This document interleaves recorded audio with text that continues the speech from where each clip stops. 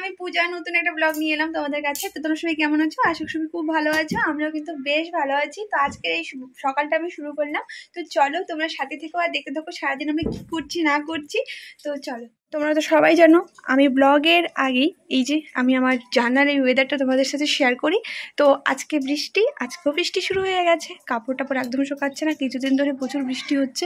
তো এখন একটু হালকা পরিষ্কার করেছে, কিন্তু রিমঝিম বৃষ্টি কিন্তু এখনও পড়েই আছে। তো যাই হোক, তো এই যে আমার জানলার পেছনটার ভিউ।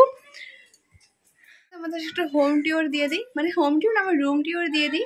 এই যে আমার রুমের এই মানে এটা হলো আমার সবথেকে ফেভারিট।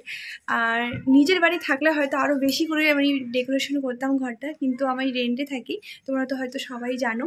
তো এই তো মানে আমার না ফটো ফ্রেম করতে মানে ঘর সাজাতে ভীষণ ভালো লাগে। যেটা যেমনই হোক আমার, মানে আমি এমনই, মানে আমি যেখানেই থাকবো না কেন আমি একটু মানে রুমটা সাজাতে ভীষণ পছন্দ করি। তো যেমনই হোক। আর এই দেখো ছোট্ট একটা আমার মন্দির আছে, এখনও পুজো দেওয়া হয়নি। তো এই কিছুদিন থেকে পূজা দিচ্ছি না, তো জানোই তো মেয়েদের একটু প্রবলেমের জন্য। তো আমার এই ছোট্ট একটা গডরেজ আছে, তো এটা আমার পুরনো বিয়ের, এটা আমার। তো আমি নেবো ভাবছি। তো রেন্ট ঘরে না, মানে ভাড়া ঘরে না, মানে এত সামান না রাখাই ভালো। অ্যাকচুয়ালি আমার অনেক সামান হয়ে গেছে ঘরের মধ্যে। আর এদিকে দেখতে পাচ্ছ, এদিকে আমার সব মেকআপের সামান। এই যে এখানে মেকআপের সামানটা রাখার রিজন আছে, কারণ ওদিকে আমার মাম্মাম সব মানে ভেঙে চুরে দিয়ে দেয়।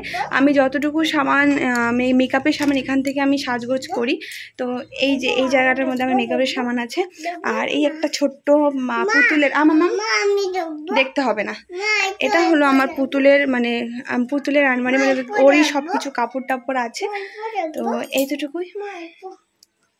আর ওই রুমে আছে সোফা আর টেবিল, এটাই। মানে দেখো ভাড়া ঘরেও কত সামান আমার।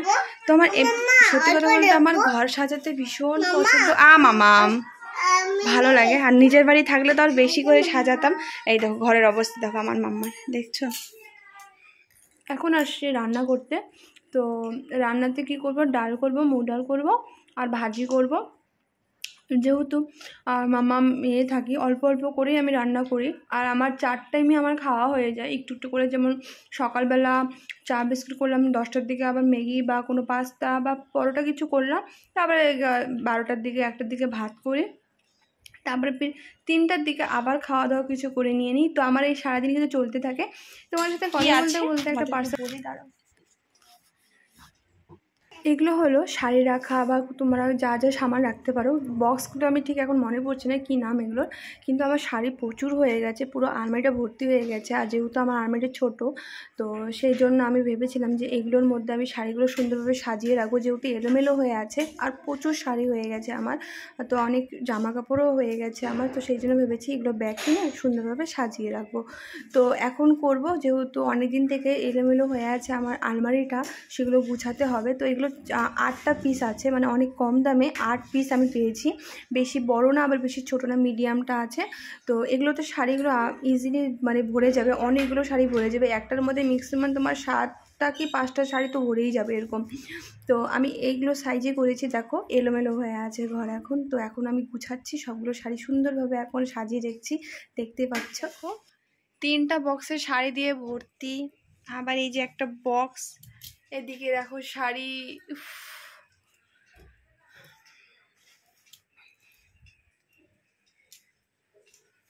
এটা গুছানো কমপ্লিট হয়ে গেছে, দেখতে পাচ্ছ।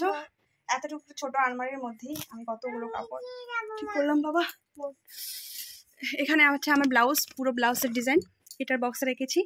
এগুলো আমার শাড়ি, পুরো ইয়েলো কালারের শাড়ি, ইয়েলো জায়গায়, মানে পুরো ইয়েলো। এখানে আমার শাড়ি আছে, এই জায়গাটার মধ্যে কিন্তু শাড়ি আছে, এগুলোর মধ্যে আমার শাড়ি আছে। এটার মধ্যে আমি রেখেছি কিছু মানে ব্ল্যাঙ্কেট, ছোটো ছোটো ব্ল্যাঙ্কেটগুলো। আর এই দুইটার মধ্যে দেখতে পাচ্ছ, এই দুইটার মধ্যে একটা আছে কুর্তি পুরো ভর্তি, আর একটার মধ্যে আছে পেটিকোট। পুতুলটা কোথায়?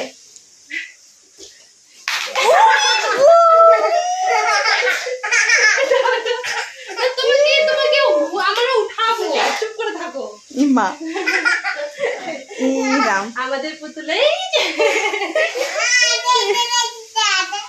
ভগবান, এটা কি লাগাইছে? বিকেলবেলার মধ্যে এসেছি একটু মায়েদের বাড়িতে ঘুরতে। আর তোমরা তো সবাই জানো বিকেলবেলা হলে একটুখানি মায়েদের বাড়িতে একটু আড্ডা মারি। সারাদিন কাজকর্ম করেই এই তো এই সময়টা একটু রেস্ট নেই, মায়েদের বাড়িতে যাই। তাহলে তোমাদের সাথে একটু কিছু কথা শেয়ার করি আজকে। একজন বন্ধু বান্ধব কেন কমে, যখন সত্যি জবাবটা দেওয়া শিখবেন, মানে সত্যিকে সত্যি আর মিথ্যাকে মিথ্যা বলা যেদিন বুঝবেন, দেখবে আপনি আর কিন্তু আত্মীয় স্বজন বন্ধু বান্ধব সব কিন্তু কমে যাবে। সত্যি কিন্তু কমে যায় কিন্তু আত্মীয় স্বজন বন্ধু বান্ধব। আর পাশের মানুষ হোক বা আত্মীয় স্বজন হোক বন্ধু বান্ধব, যখন তোমরা সোজা কথা বলবে, মানে একটা সঠিক কথা বলবে, তখন কিন্তু ওদের গায়ে লাগে। তখন কি হয় বলো তো, ওদের ব্যবহার, ওদের সব কিছু চেঞ্জ হয়ে যায়।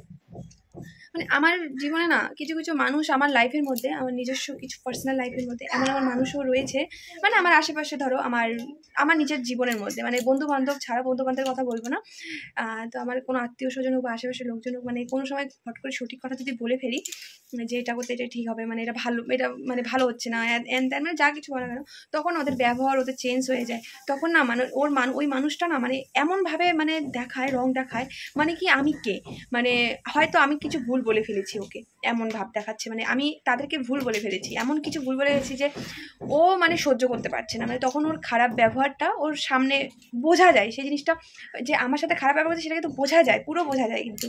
তো সত্যি জীবনে না মানুষকে চেনা না সত্যি বড়ই কঠিন, মানে বড় কঠিন।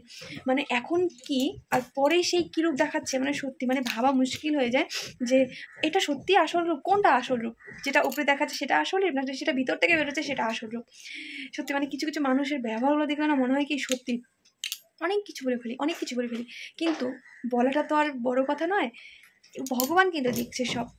আর তাদের সাথে মুখ চালিয়ে যদি আমরা সবসময় কথা বলি, ওদের ওদের উত্তর সবসময় জবাব দিই, তাহলে ওদের আর আমাদের মধ্যে পার্থক্য কী হয়ে গেল, তাই না?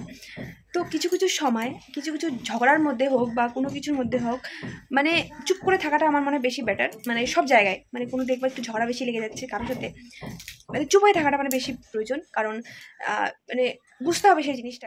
ওই সব মানুষদের সাথে না মানে মানে ঝগড়া করাও যায় না, যখন দেখবে যে হ্যাঁ আমাকে এখানে নিচু করা হচ্ছে বা কোনো কিছু, সেখান থেকে সরে আসতে হবে।